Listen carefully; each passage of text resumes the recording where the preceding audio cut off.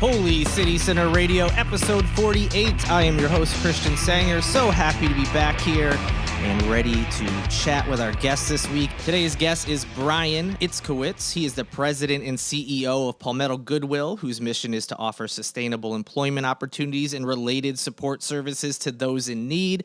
As you may have guessed, it does fall under the nonprofit Goodwill organization. Excited to hear some of the things they do. I think a lot of us have an idea of what Goodwill does, but it does vary state to state and area to area. So excited to learn about the good they're doing in our community and how you may be able to help. But first, I should have said it at the top. It's official now. Yes, it is Holy City Center Radio, the award-winning, officially Holy City Center Radio.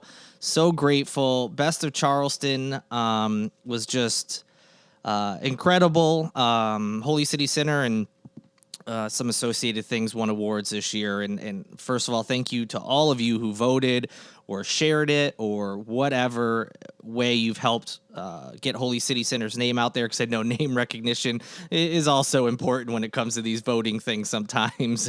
People are like, that sounds familiar, I'll vote for him. But for those of you who voted for me just because you're a fan of the work or just for being nice, whatever your reasoning, thank you so much. For the 9th straight year, Holy City Center won Best Local Twitter Account and Best Local Interest Blog.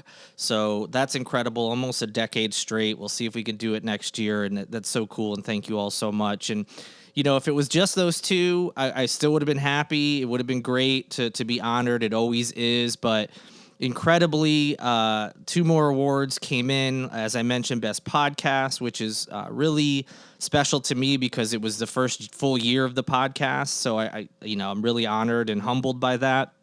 And the fact that growing up, radio was always like my favorite of all the medias. So that meant a lot to me to win that. And then we also won Best Website, which I'm super stoked about because that category has been dominated by the city paper, who runs the award. So to win that was pretty cool as well. So thank you all so much. And also, I didn't mention Holy City Center Instagram was the runner-up, so almost a clean sweep across the board. But I don't want to be greedy. And let's be honest, there's better Instagrams out there, of course. But thank you for all the votes that make the Instagram account a runner-up. This is the first year that City Paper did an Instagram category, so that was cool too to be included. So again, thank you guys. I'm humbled. I'm honored. I super appreciate all of you and your support. It means a lot to me. And it's been a blur of the last couple of weeks for many reasons, just being busy. But that was a highlight, for sure. So thank you. Unfortunately, we have to move on to not so happy news. As always, there's a ton of stuff going on in town, and we finally are recording on our normal time frame. So, we feel a little bit better about some of these topics, not changing too much between the time we record and when the episode goes live. So we're going to touch on a few things here. Some is good, don't get me wrong. But, as usual, unfortunately, there's a lot of not so great things going on in the world. So first we'll touch on some national stories that I just wanted to make sure I spoke about. First is we'll do Roe versus Wade first, as everyone in the country is aware now. Recently, Supreme Court draft opinion leaked that seems to indicate that Roe v. Wade will be overturned, which means there will be no, abortion will no longer be legal on the federal level. It won't be illegal necessarily. It just is overturning Roe v. Wade, which allowed it to be legal. That means it'll be up to the states at that point. And there's already a bunch of states, including South Carolina, who have so-called trigger laws that if Roe v. Wade is overturned, it'll automatically trigger legislation to go active, which would ban abortions or ban certain ones. All these states have different ins and outs.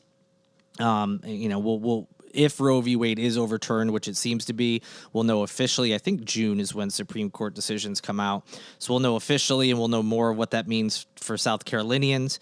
Obviously want to just touch on it, say that I obviously am aware of it and keeping an eye on it. And once we know more officially, we can talk about that. But one thing I want to touch on for those who've been listening from the beginning, I think the first episode, which was a terrible idea. Let's talk about abortion in the first episode. I believe it was the first or second episode where we kind of touched on this because the South Carolina legislature was debating some abortion bans and things like that in this trigger legislation, and we talked about how there are better and safer ways to lower abortion rates if that's truly what you want to do, if that's truly the goal. There are better and safer ways to do that. And we talked about those previously, and they included things like better sex education. And you can go back and listen if you like. And at this point, it's kind of a moot point to rehash all that. But again, we will keep an eye on it, and we'll discuss that more once things become official and we know exactly what that's going to mean for here in South Carolina. The other big national news was the racist mass shooting in Buffalo, New York that took place recently. There was actually several mass shootings over like a 3-day weekend span. That was the one that made the biggest headlines and also hit home the most here in Charleston because it had so many similarities to the Mother Emanuel tragedy that took place. A young white male targeting anyone that is black, slowly because of their race. It tied in because of that. It also tied in because the Buffalo shooter supposedly has a manifesto that he posted online or whatever, and it included references to the Charleston church shooter. He also wrote the Charleston church shooter's name on his gun that he used during the murders. So there's a lot of tie-ins to that. And it also just kind of reminds us that South Carolina is one of 2 states that does not have hate crime legislation. The Charleston church shooter did get charged federally for hate crime, but we don't have it on the state level. Just thought that would be something we could tag on the end of that. But more importantly, thoughts and prayers, obviously, with the people in Buffalo affected by this horrible tragedy and around the world, because when these things happen, they affect us all, especially victims and people who can see themselves in the victims of this shooting, So a horrible tragedy. And as the pandemic has ended, unfortunately, we've seen mass shootings, just get back to what they were pre-pandemic. And it's really sad. And there's a lot we could talk about. But I just wanted to touch on the tie-ins to Charleston and how some people here who are directly involved with family members or friends, losing them in that Charleston church shooting, they've made statements saying how this is kind of bringing back memories of that. And so obviously we're thinking of them as well. From there, let's talk about something that, some of you won't like, but some of you will.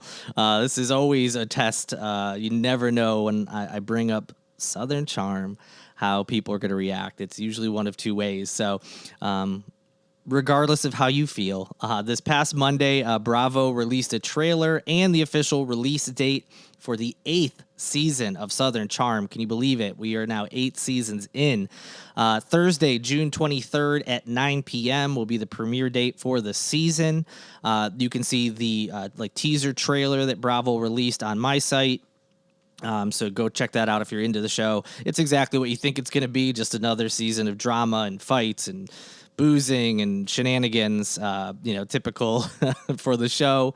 You can go see that trailer, like I said, on my site. And yeah, 8th season. It started in Bravo back in March of 2014. Simpler times, seems so long ago.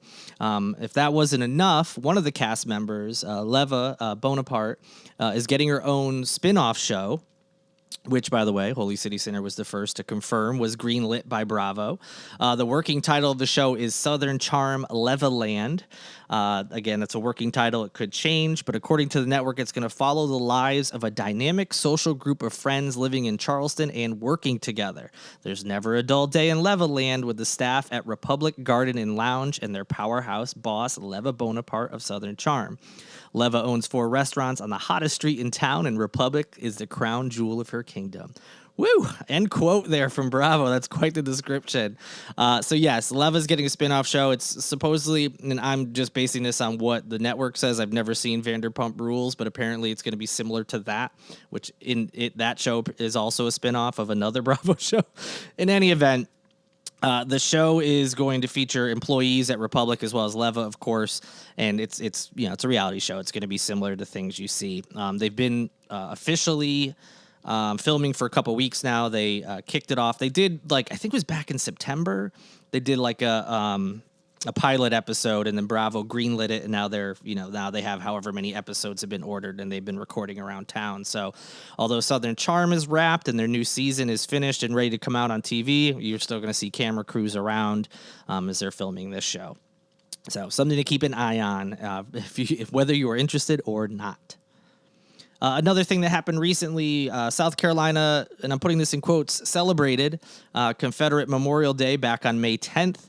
I wanted to share this for two reasons. Number one, a couple people, including Joe Cunningham, who was running for governor, have restated that this should not be an official state holiday, based on, obviously, the Confederates' history. People can memorialize those soldiers however they would like, but there doesn't need to be an official state holiday for Confederate Memorial Day. I agree with that stance. That should come as no surprise to anybody who listens. But I also wanted to highlight why May 10th. May 10th marks the day when Confederate General Thomas Stonewall Jackson died in 1863. He died a week after he was accidentally shot by his own troops during the Battle of Chancellorsville in Virginia. May 10th was also chosen because it was the day when Union troops captured fleeing Confederate President Jefferson Davis in Georgia in 1865 after the war had ended. So yes, that is correct. Charleston, South Carolina rather, celebrates Confederate Memorial Day on May 10th because it was when Stonewall Jackson died after being injured by his own troops and when the Confederate president was captured at the end of the war. If that is not the most Confederate thing ever, I don't know what else is. But yes, it is time to end that for sure. Speaking of crappy legislation, on Tuesday, Governor Henry McMaster signed the so-called Save Women's Sports Act into law, which requires transgender athletes to compete on teams that represent their birth-assigned gender. We had talked about this previously, and everyone is well aware of my feelings on it, on this discriminatory legislation. I've heard different numbers, anywhere from 2 athletes that are currently trans in the entire state that were trying to compete on the team that they associated with their own gender. And I've also 4. So anywhere from 2 to 4. That's why they felt this legislation was so needed. There was up to 4 total kids, because that's what this is. This is about children.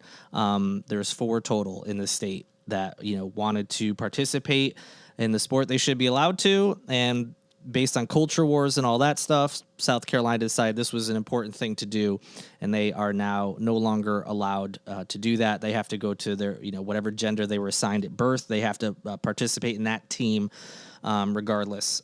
So, again, I'm not going to rehash all of it, but that did get signed into law. So something we'll see repercussions for, I'm sure, before too long. But is it possible that the state had good legislation? Yes, it is. Early voting is now available in South Carolina. Some of this information I'm pulling from the state's article from May 20th. This is good. True early voting has replaced what was previously called in-person absentee voting here in the state. The process is basically the same as what was in place during the 2020 election cycle. The difference is that there is a new 2-week early voting period, which is roughly half as long as it was in 2020, but that was because of the pandemic. They extended it. So there's going to be a 2-week early voting period. You no longer have to vote on election day if you can't or won't for whatever reason. Any voter can visit an early voting location in their county and vote just like they would at their normal polling place on election day. Still have to bring a photo ID, so driver's license, passport, military ID, etc. But you do not need to provide a reason why you're voting early. In the past, you had to provide a reason. Of course, pandemic was the reason in 2020. Prior to that, there was a list of acceptable reasons. No longer have to do that if you want to vote early. And also, your votes are counted as soon as they come in. Previously, absentee votes were counted later, which, of course, led to a bunch of conspiracy theories and everything else with the 2020 election, because all these absentee votes were counted after, which made it seem like all these extra votes were coming in, and they really weren't. So that also kind of eliminates that, which helps, I think, the confusion that some people had over that. The early voting period for the 2022 statewide primaries will run from Tuesday, May 31st to Friday, June 10th. For more information, like to check if you're registered, find out where your polling place is, because some have changed due to redistricting, and any other information you want, go to scvotes.org. You can look up all that information, make sure everything's good to go, so you can vote, whether it's early or on election day for some of these midterms and things like that. The last story I want to go over is another big one that took place over the last week or so. That's the unfortunate and tragic story of Brittanee Drexel. On Monday, local and federal officials announced new charges against a man who was jailed on an unrelated charge. He's been a person of interest. His name is Raymond Moody. They officially charged him in this Brittanee Drexel case. Moody is a 62-year-old serial sexual predator from Georgetown County. He has been charged with Brittanee Drexel's rape and murder from back in 2009 while she was on vacation in Myrtle Beach. She was just a teenager. I think at this point, everyone assumed that unfortunately she had passed, but it's now official, and they have charged someone with her rape and murder. He also led authorities, or I don't know if he led them directly or told them where to find her remains, which they did. So certainly a sad conclusion, but hopefully your family will find some comfort in having answers as far as who harmed their daughter, what happened to her, and of course having her remains. Obviously the better option would be this didn't happen at all, or she was found alive somehow, but given the circumstances, I'm sure they prefer having answers versus not, and of course, hopefully holding someone accountable. So we'll see what happens there.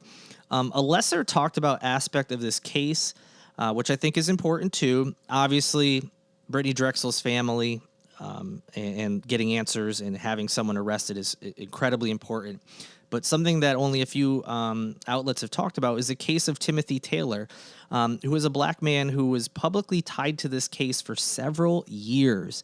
And after facing years of accusations, including the FBI originally calling him a suspect in her kidnapping and murder, they finally said, obviously after arresting someone completely different, that the portion of the investigation involving Taylor has, quote, been concluded, end quote. That's all they said. So after this poor gentleman has been a suspect and has faced accusations for years over this murder and kidnapping, no apology, no long, response, just, our investigation involving Taylor has been concluded. His original inclusion as like a suspect was based on a pair of jailed informants' testimonies. One of those jailed informants claimed he saw Taylor and other men sexually abusing Drexel at a home in McClellanville before he heard gunshots. The other informant said her body had been dumped in an alligator pit. Those two stories are why they said he was a person of interest. And he had absolutely nothing to do with it based on the confession of Moody, him leading them to the body. It seems he had not even anything remotely close and didn't get an apology, nothing. So, again, not as important as what we talked about at the top, but does talk to a lot of things that can happen in this state. One, is this a racial thing? It's hard not to think so. Brittanee Drexel's a young white woman, and a black man was accused on what seems to be pretty flimsy testimonies. They said he was a suspect, and he had nothing to do with it. He has always maintained his innocence, and he even agreed to meet with the FBI and take a lie detector test. But one thing not working in his favor, he did fail that polygraph test, which I understand some people, especially at the time, before we had all this other information, could say, oh, that looks a little fishy. But I think that's something that is even scarier to think about, considering South Carolina is back on the precipice of executing inmates again. So you have someone who didn't do it. There's zero evidence. We now have someone who's being charged with this crime, who was railroaded and could have faced charges. At any point they could have said, I think this is our suspect. This is the best we can do. Let's charge him, which then could have led to a conviction. A murder and a rape charge could have led to him being put on death row and executed again in the state, since they're trying to do that again. It's really scary to think about. Number one, polygraph tests, it shows that innocent people can fail those pretty easily. And again, we could have put someone who is guilty in jail for this crime and sentenced them to death. And I just think all of that is important to keep in mind as we think about the death penalty coming back to Charleston, policing problems that it continue to this day, not just here in the state, everywhere. And again, just something else to think about in addition to this case. And again, her family, the most important part of this, but I think there's more to this story that needs to be hashed out as we move forward with this trial and everything. So after a long time, we finally had some wrap up of some stories, kind of rapid fire there. Hopefully I got through them with enough clarity that you all understood what was going on. And we'll continue to update you on, any developments in all these cases and things. But, it felt good to get back to having some topics to talk about. The interviews are always the most important things in the show, but I do like being able to discuss current events with you guys and then hearing afterwards some of your opinions and thoughts about these stories on social media. And if I see people in person who say, hey, I heard that show and I thought this about that topic and things. So it feels good to be back on that. As usual, the stories I talked about, if you go to holycitycenter.com and find where, at the top, there's a bar that says HCS podcast.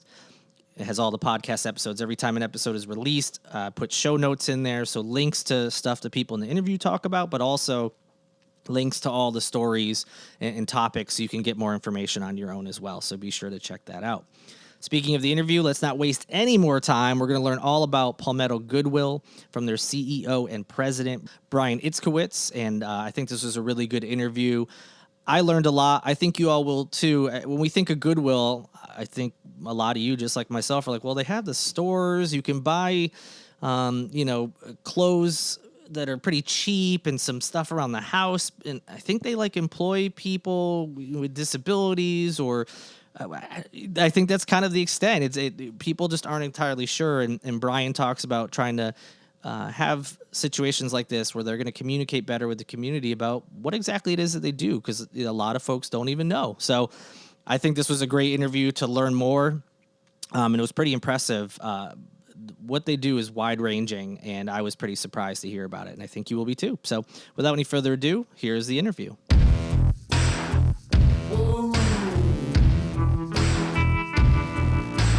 And joining me now is my guest, Brian Itzkowitz. He is the president and CEO of Palmetto Goodwill. So excited to have you here today, Brian, so we can chat a little bit about Palmetto Goodwill and everything with that organization. Thank you so much for joining me. Well, thank you very much for having me on here. I'm really thrilled about the opportunity to talk about all that Goodwill's doing in the community. Awesome. And, before we get into that, just real quick, I like to have my guests give just a quick bio or background about themselves personally, just so folks know, who's this person that's talking and get a better idea of who you are. So if you could, just a little background about yourself, where you're from and how you came to Charleston if you're not or Charleston area if you're not a native, and how you got involved with Palmetto Goodwill. Perfect. So not a native. I have been in Charleston for a whole 6 months. Oh, wow. So So I moved here from Florida. I was actually working with Goodwill's national office. So each Goodwill is a local autonomous nonprofit with our own board of directors. So I was working at our national office giving support to the 155 local Goodwills throughout North America. But I've been with Goodwill throughout different parts of the country for going on 25 years. I actually started in Baltimore, was in Fort Myers, Florida, was in Arkansas for 10 years, then West Palm. And then when I went to the national office, they were kind enough to let me work remote and stay in Florida. And then just had the opportunity to join the Goodwill here. Charleston, we cover the Low Country, so up to Myrtle, down to Hilton Head, and just a great organization that was just super excited for my wife. And I've got a 20-year-old son and a 21-year-old son. My youngest is on the autism spectrum, so everything that Goodwill does for people with disabilities certainly has a personal touch to me because of my son. And so it is truly a personal mission to help people and help people overcome barriers. So before that, I was in for-profit and just love everything that Goodwill does to help people in the community. That's great. Yeah, thanks for sharing that part of your story. I really appreciate it, and I think it'll give folks a good idea of who you are. And now we can talk about Palmetto Goodwill, and what exactly. I think people have a general idea of what Goodwill does throughout the country, and there may be variations in each area. But what does Palmetto Goodwill specifically do for Charlestonians and South Carolinians in general? Right. And that's interesting you say that. I actually have a coffee mug on my desk that says I had no idea Goodwill did that. So that's when we do tours and we talk to people about all the things that we do, people are like, just truly, I had no idea. So I'm thrilled that you and listeners have some idea of what we do, and we're so much more than our stores. Our stores are certainly the lifeblood of how we're able to fund many parts of our mission. But our mission really is we help people and we give people, everybody, really, the opportunity to live the lives they want to lead. And we do that through education, training, and employment. So how that looks, we have a partnership. We're actually a government contractor. So we help feed and provide facility services to our men and women in uniform. So we do that throughout the region also. We actually cross our border, and we're in Virginia to provide some of those services also. We are one of the largest employers of people with disability in South Carolina. So I think that's another one of those things that people, I didn't know Goodwill did that. All of our jobs pay well above minimum wage. So, I think there's sometimes Goodwill gets painted with a bad brush where people think that people with disabilities are not getting that same experience. And that is absolutely not the case here. That we believe that everybody deserves that opportunity. And again, all of our employees are making above minimum wage. And that's one of the things that I don't think people understand. We also have a really large program for seniors, and it's interesting that term seniors. It's now like pivoted to older adults because to qualify for the program you have to be 55. So when I hit that number, it's like, wow, I didn't realize that's what I was considered. So it was, and after I went to my eye doctor appointment this morning, it's coming more and more apparent that I, have to hold things further and further away in order to see them. And anyway, so we're really, again, trying to get out there in the community. We're trying to give, again, through education, training, and employment, people the opportunity to grow and get great jobs. We actually are in the process of launching what we call a mobile career opportunity center, where we can go into underserved communities and just basically take our mission to them.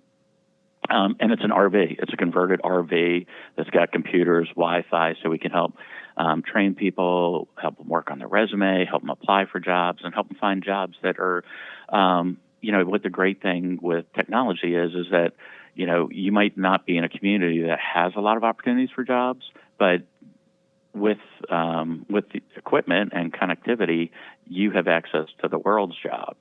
And just, again, helping people see that and find those jobs and get them equipped is one of the things that we're trying to do to help people in underserved communities, rise up through, again, training and employment. Very nice. Yeah. See, a lot of myself included, like I said, you kind of have an idea. You're like, I know they do some other things, but I don't really know. So I'm glad that you were here to kind of say, hey, this is exactly what Goodwill does. It's not just, these stores that everyone is pretty familiar with. I think that's really great that you provided background on people with disabilities and seniors, and also helping men and women in uniform and all that. I mean, there's a lot that goes on. And, you mentioned Palmetto Goodwill's mission. And if you could kind of tell us what that mission really means, as far as, we're talking about all these people, it seems like the general mission is kind of just improving the community and helping people, reach potential. Is that essentially what the mission is? Right. Giving everybody the opportunity, again, to live the lives that they want to lead. And again, when you talk about education can be such a barrier to people that if for whatever life's circumstances cause people not to complete high school, your opportunities for employment at that point are are getting good jobs and things like that are pretty limited. So one of the things that we are actively pursuing is something that's brand new to South Carolina. It's actually creating a real high school, a charter high school for adults. So adults who, again, because of those life circumstances, did not complete school. And because we've got such great partnerships with training organizations, part of what that means is that as you're getting your high school diploma, you're also getting career certifications. So you're going to be able to leave with a great job. And what we've seen in this model that's worked across the country is that graduates of the Goodwill, we call it the Excel Center, their earnings are $10,000 greater than those without. So it truly is a really impactful piece that Goodwill can bring to the table. And one of the things that excites me so much about this program is that when you look at people that have dropped out of high school, children of dropouts are 50% more likely to drop out of high school. Oh, wow. But when you get the parents re-engaged in school, you are now changing the trajectory of the kid. So that, it's a multi-generational impact, which I think will be long-lasting. And if you want to talk about something that you want to look back and say, well, what's my legacy of working at Goodwill? I think being able to do something where you're able to do multi-generational impact is truly one of those things, and couldn't be more excited about getting this program launched. Yeah, it's pretty great. Since we're talking about, things coming up in the future, I did see on the website a mention of Palmetto Goodwill's 2025 strategic plan.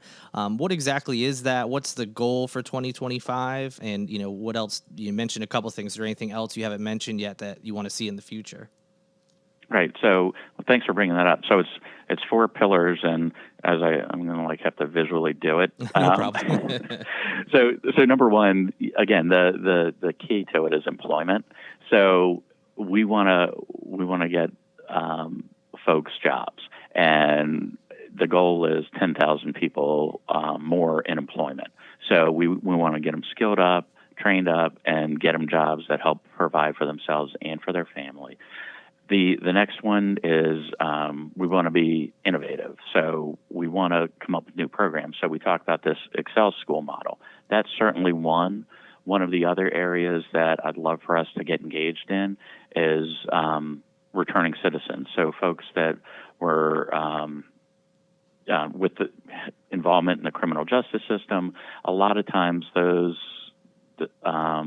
folks are shut out of employment opportunities. So by creating an employment program for people that are coming out, it helps them build skills, build a resume, build a history, and then move forward into getting, again, a great job that can then transform them so they don't go back and doing the things that they used to do. We ran a program at one of my former Goodwills called Transitional Employment Opportunities for that exact population.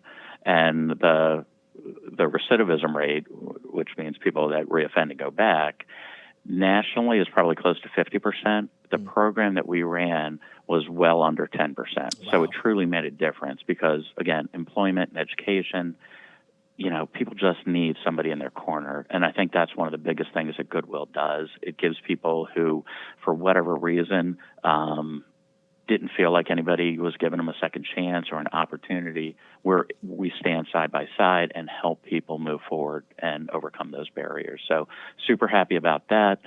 The other piece is sustainability. So again, that kind of 2 frames on that one. One is when you give to Goodwill, we're keeping things out of the landfill. And when you shop at Goodwill, we'll use jeans, for example, a pair of jeans.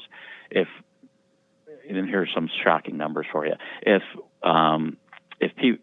one more person bought jeans at Goodwill every day at every one of our locations for the course of a year instead of buying new jeans, that would save 21 million gallons of water annually. Wow.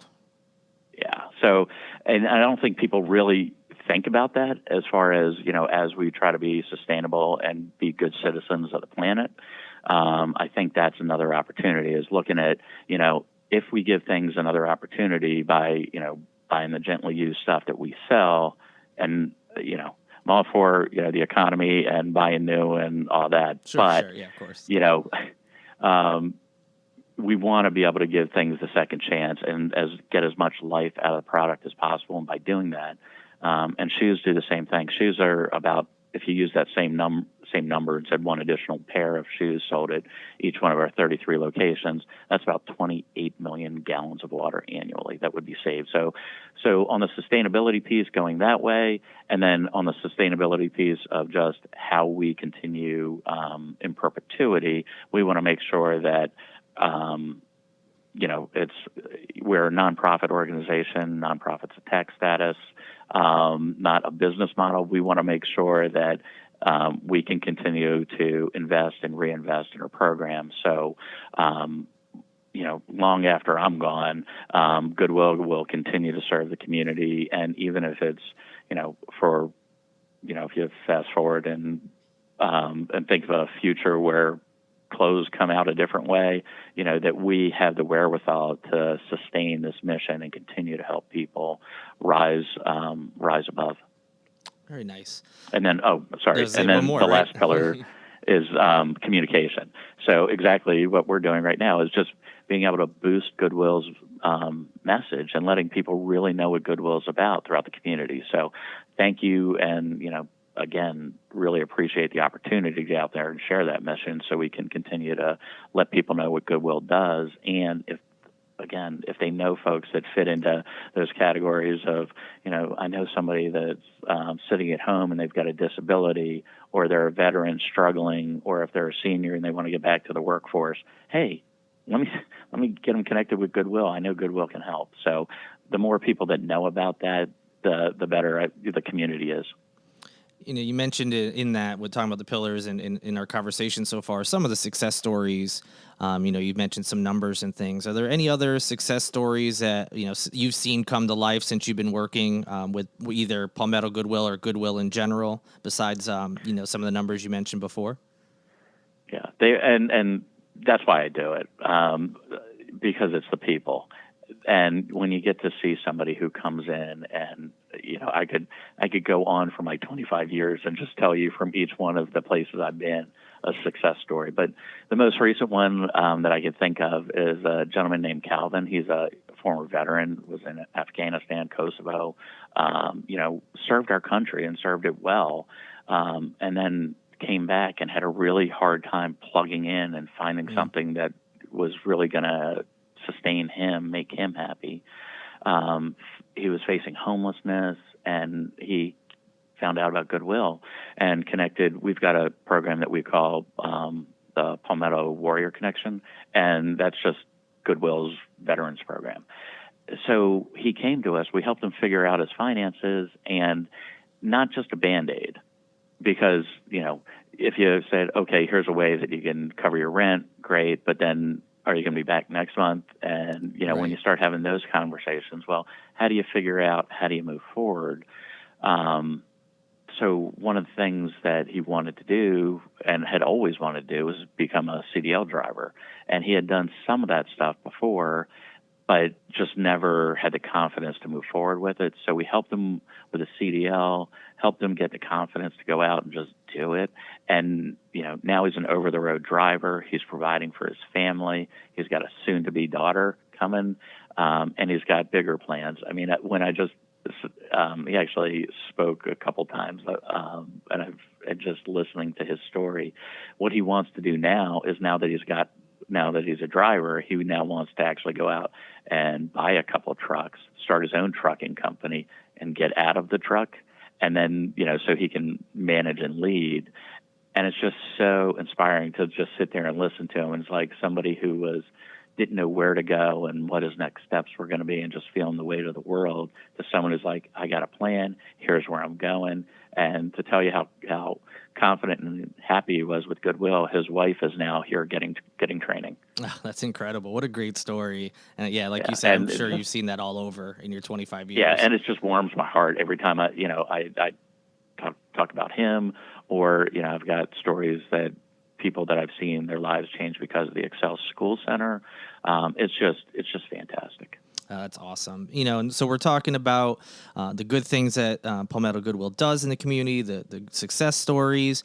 And, I think a lot of people, they know the name Goodwill, and it's, it's throughout the country.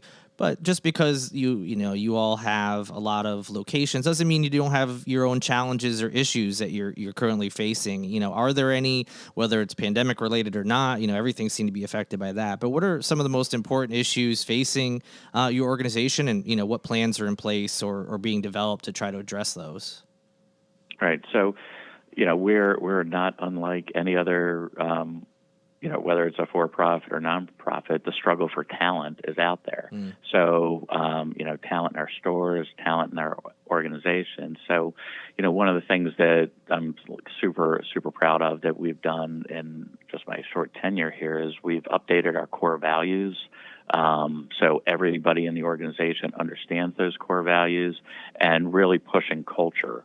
And the culture, the old saying, culture eats strategy for breakfast. Firm believer in that. And I'm also a firm believer that if you don't define your culture, culture gets defined for you. And that's never a good thing. So we've defined our culture here at Goodwill as amazing customer experiences. So we want people, and when you think about the word amazing is not good, it's not great, it's, that's the rainbows, that's the unicorns, that's what we want when people engage with us. So we're really pushing hard to get that permeated throughout the entire organization.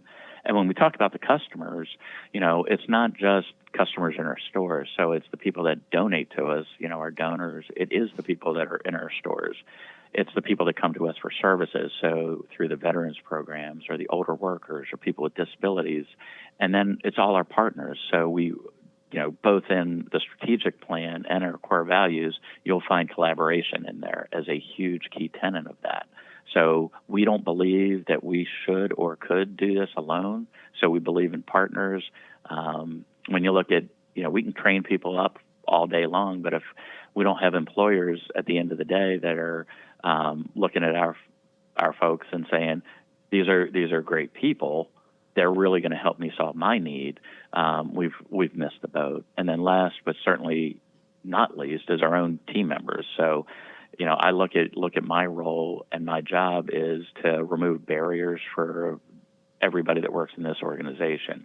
I don't see myself as the one on top of the pyramid. I'm actually the one at the bottom of the pyramid.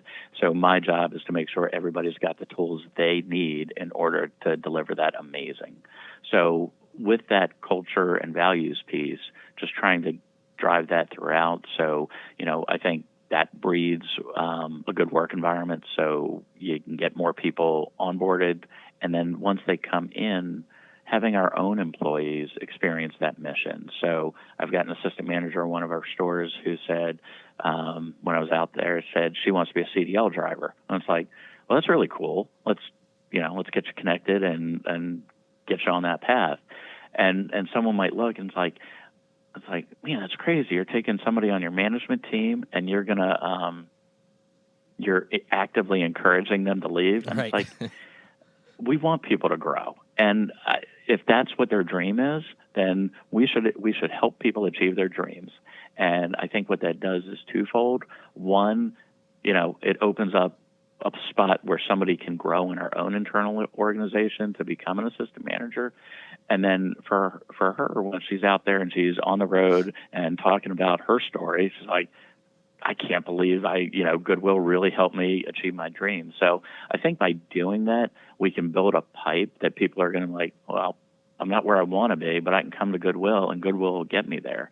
So I think looking at us as a place of employment would be like huge, that is a huge need for us because we've got staffing challenges, but we can help people get the skills they need to then move up, which then opens the door for more people to come through.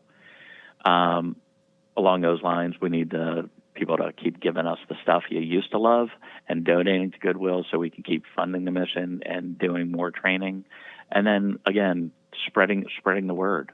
So, helping us connect with employers to find great people and not just, it's interesting how things have evolved. When I first started 25 years ago, and our folks would go out and try to connect with businesses, they would do it and like, will you help, Johnny's got a disability, and it's like, I don't want somebody to hire one of our team members or somebody that's come through one of our training programs and feel sorry for them. We've got fantastic people that can really be an asset to every organization, and that's the sell. It's like, we've got great people. Hire our great people. It doesn't matter, because everybody, I mean, when you think about it, everybody's got something, right? Sure. When we all have our baggage. Right, Some's just, right. You can see, and some you can't, but everybody's got something. So it's that whole thing about, what I said earlier about everybody just needs somebody in their corner. And that's really, I think, how we can help people. I think that's how we can help businesses, by finding out what their needs are, and then training people to their own specific needs.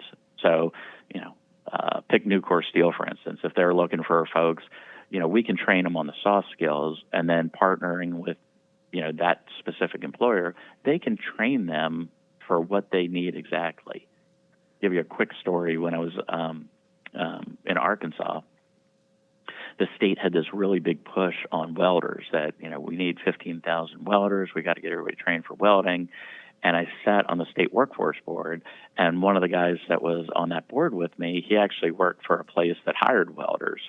And he was like, well, it's great that they come here and they think they're trained, but we train to a different weld that everybody else uses. So it's actually better if they're not trained when they come to me, because I have to teach them to not do what they were doing before. So again, finding out what the employer really needs and then crafting a training that fits their need is, I think, one of the things that we do so well here. You kind of alluded to this, but what would make the greatest difference in helping your organization get better at what it does and get to some of these goals that you mentioned for the future? I think, again, just what we're doing right now, getting the word out and letting people know that what we are is so much more than that store. So when they go and donate, they don't think they're just given to, so we can run more stores. That's right. That is the tip of the iceberg to this story. But yes, absolutely, we need people to keep giving us the things you used to love, but we can do more, and we can have more impact across all the communities through this region. And I think that's the best thing that we could do, is just getting out the true sounds like the true meaning of Christmas, but the true meaning of Goodwill, and really how much more we're doing in the community and the impact that we're having in people's lives for those that come to us to be served. That makes sense. Yeah, I think if people hear this or learn more about the organization, they're going to find out there's so much more that you all are doing, outside of the stores, which we kind of talked about a bunch in this interview, is that, that's what most people think of course, and a lot of folks, myself included, don't realize the scope of all the things you do. So certainly getting the information out there will help. And for those who are listening, where can they go to learn more, or if they want to help or they're interested in programs, where can people go to help or learn more? Well, certainly the easiest thing is to our website, which is palmettogoodwill.org. And, I'd say that's the best starting place. We also do tours.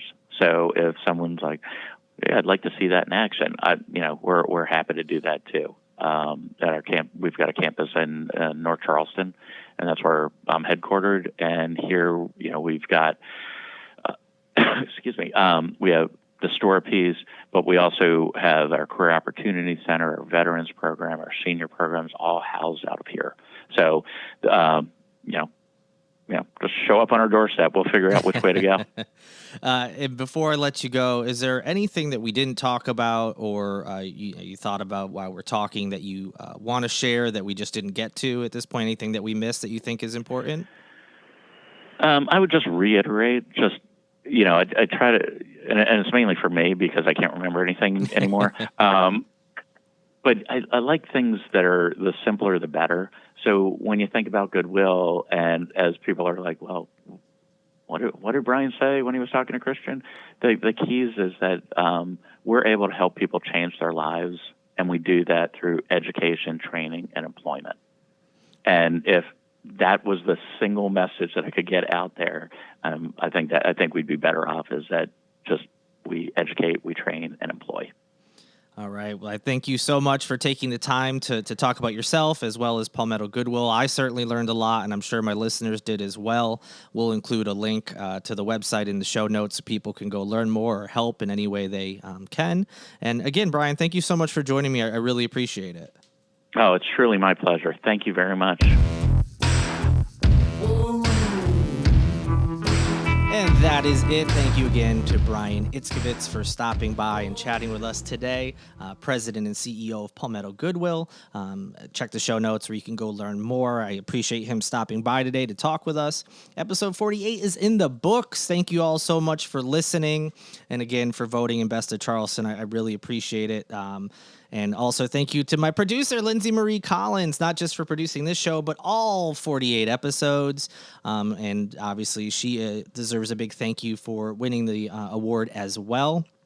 I would not have the podcast without her doing all her magic behind the scenes and advice and all that. So greatly appreciate her. Also, thank you to Tyler Boone, who provides the music in this episode. I like to think that helped as well because people like the tunes, man. So thank you to him and Grace Lancaster-Gogan who created the logo. So thank you to all those folks who have helped with the podcast every week and helped get that Best of Charleston award. And thank you to all of you who also voted. Maybe some of you rated and reviewed the podcast, which helped get it into other people's ears. If you haven't done that, please do so. It certainly helps out. Share episodes with friends and all that good stuff. And there's so many ways to help out. You can go to patreon.com/Holy City Center. You can also go to holycitycenter.com/shop to pick up some merchandise. And as I always say, sharing, liking, retweeting, following, whatever it is, all those things also help. So continue to do those things if you see fit. Thank you all so much. I can't believe we're approaching 50 episodes. This has been so fun to do over the last year or so, and looking forward to all the interviews we have coming up. So keep your eyes peeled for more episodes, and if you are on a platform where you can subscribe, please do so you don't miss any episodes. And as always, good night and good luck.